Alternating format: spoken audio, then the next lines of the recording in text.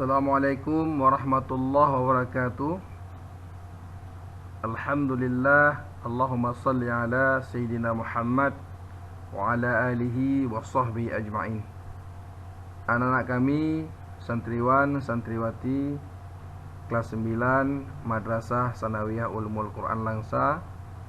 Hari ini kita belajar mata pelajaran Sejarah Kebudayaan Islam dengan tema sejarah masuknya Islam ke Indonesia.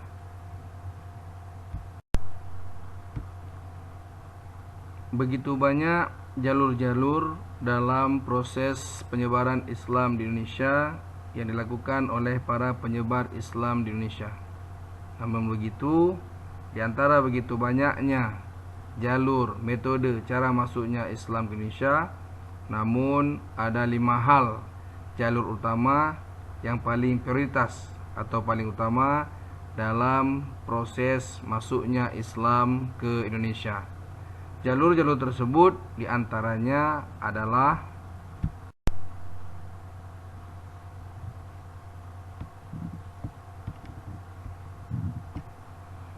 yang pertama adalah jalur perdagangan. Sebagaimana kita ketahui bersama bahwa kesibukan lalu lintas perdagangan pada abad ke-7 hingga 16 ini adalah masa-masa di mana kesibukan lalu lintas laut sangatlah pesat yang terjadi antara Indonesia atau Nusantara dengan negara-negara lain seperti Arab, India, Persia, Cina dan lain sebagainya. Mengapa perdagangan menjadi salah satu jalur masuknya Islam ke Indonesia? Dalam perdagangan telah terjadi interaksi antara saudagar-saudagar Muslim dengan masyarakat pribumi Nusantara. Mereka tinggal begitu lama di Indonesia, sambil berdagang mereka menyebarkan agama Islam. Mereka mengikuti hadis Rasulullah SAW, "Ballighu anni walau ayah." Sampaikan walau hanya satu ayat. Selain berdagang, mereka menyebarkan agama Islam ke Indonesia dengan cara yang bagus, dengan cara yang baik, dengan cara yang damai, sehingga mereka membuat sebuah perkampungan di Indonesia, di Nusantara, dengan nama perkampungannya adalah Pekojan. Dari Pekojan inilah Islam tersebar melalui lisannya para pedagang-pedagang, para saudagar-saudagar Muslim ke seantero Nusantara. Yang kedua adalah jalur perkawinan atau sering disebut juga dengan jalur sosial. Para pedagang-pedagang Arab, saudagar-saudagar Arab, mereka berprofesi sebagai dai, juga berprofesi sebagai pedagang yang tidak sebagai dai. Kemudian mereka datang ke Indonesia, mereka menikah dengan putri-putri bangsawan Indonesia atau putri-putri bangsawan lokal Indonesia, atau bahkan mereka menikah dengan wanita-wanita biasa dari kalangan Indonesia, Nusantara. Namun sebelum mereka dinikahi, wanita-wanita tersebut diislamkan terlebih dahulu. Setelah mereka memeluk Islam, mengucapkan 2 kalimat syahadat, dan kemudian para saudagar-saudagar Muslim yang asal Arab, Persia, dan India Muslim menikah dengan mereka dan mereka telah Islam. Namun kemudian lahirlah anak-anak tersebut, anak-anak Islam, dan Islam berkembang, tersebar ke seluruh Indonesia. Dan juga para pedagang-pedagang Muslim tersebut menikah dengan wanita-wanita keturunan-keturunan raja atau anak-anak raja, dan otomatis jika raja tersebut telah Muslim, telah Islam, maka rakyatnya juga akan menjadi Islam. Ini salah satu yang dipraktekkan oleh Sunan Ampel. Beliau menikah dengan Nyai Manila dan kemudian anak keturunannya menjadi orang-orang muslim, dan masyarakat pada saat itu juga ikut memeluk agama Islam. Yang ketiga, jalur masuknya Islam ke Indonesia adalah jalur pendidikan atau sering disebut juga dengan jalur pengajaran. Para penyebar Islam di Indonesia, katakanlah seperti Sunan Ampel, Sunan Giri, Maulana Malik Ibrahim, mereka menyebarkan Islam menggunakan jalur pendidikan, yaitu dengan cara mendirikan pesantren-pesantren. Misalnya seperti pesantren Ampel Denta di Surabaya yang didirikan oleh Sunan Ampel, pesantren Giri yang didirikan oleh Sunan Giri. Dalam pesantren-pesantren tersebut diajarkan tafaqquh fid din, yaitu pengajaran keilmuan Islam. Para santrinya diajarkan tentang Islam hingga kemudian mereka lulus, kembali ke kampung halamannya, dan di sana di kampung halaman mereka kembali menyebarkan agama Islam sesuai dengan ilmu-ilmu yang mereka miliki, ilmu-ilmu yang mereka pelajari sesuai dengan yang kemampuan mereka masing-masing. Kemudian mereka menyebarkan Islam ke kampung halaman masing-masing sehingga Islam tersebar ke seluruh Indonesia.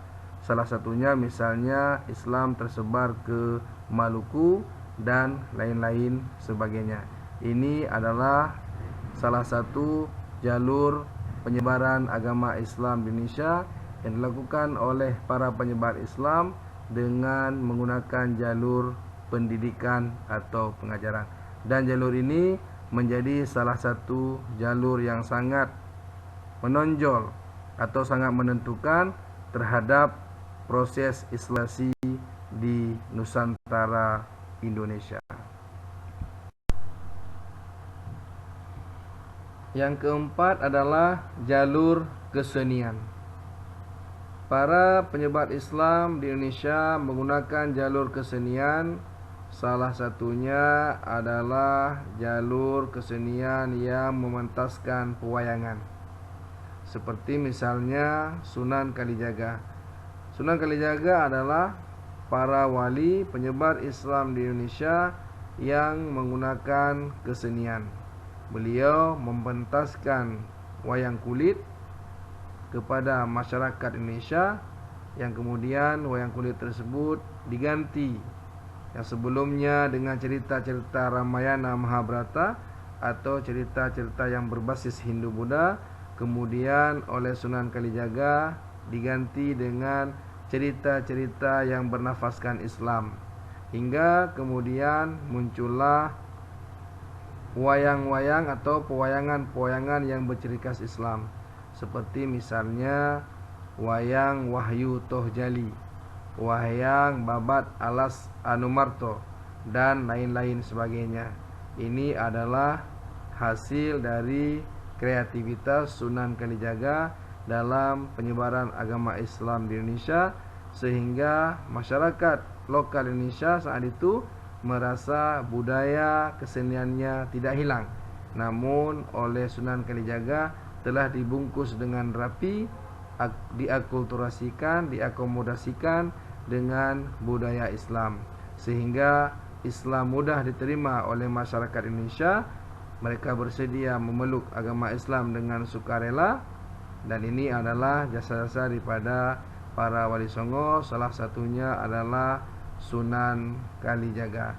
Dan yang paling menarik adalah saat Sunan Kalijaga mementaskan pewayangan, berbondong-bondong orang untuk menonton atau datang untuk menonton pewayangan tersebut, namun Sunan Kalijaga tidak memungut biaya spesial pun. Barang siapa yang ingin masuk untuk menonton pementasan tersebut, Sunan Kalijaga hanya memberikan satu syarat saja. Syaratnya sangat ringan, syaratnya sangat sederhana, yaitu hanya dengan mengucapkan 2 kalimat syahadat. Barang siapa yang telah mengucapkan 2 kalimat syahadat, diberilah kesempatan oleh Sunan Kalijaga untuk masuk ke dalam ruangan menonton proses atau pementasan, pewayangan yang dilakukan oleh Sunan Kalijaga. Yang terakhir, yang kelima adalah jalur penyebaran Islam melalui jalur tasawuf. Tasawuf adalah sebuah ilmu untuk mendekatkan diri kepada Allah, ilmu untuk bertakarub kepada Allah, ilmu untuk membersihkan jiwa. Para pengamal-pengamal tasawuf disebut dengan sufi. Para sufi inilah yang kemudian dikenal dengan orang-orang atau penyebar-penyebar Islam Indonesia dengan menggunakan jalur tasawuf. Orang-orang sufi atau para pengamal tasawuf adalah orang-orang yang memiliki kelebihan. Salah satunya misalnya mereka dalam sejarah dikatakan bisa mengobati orang sakit.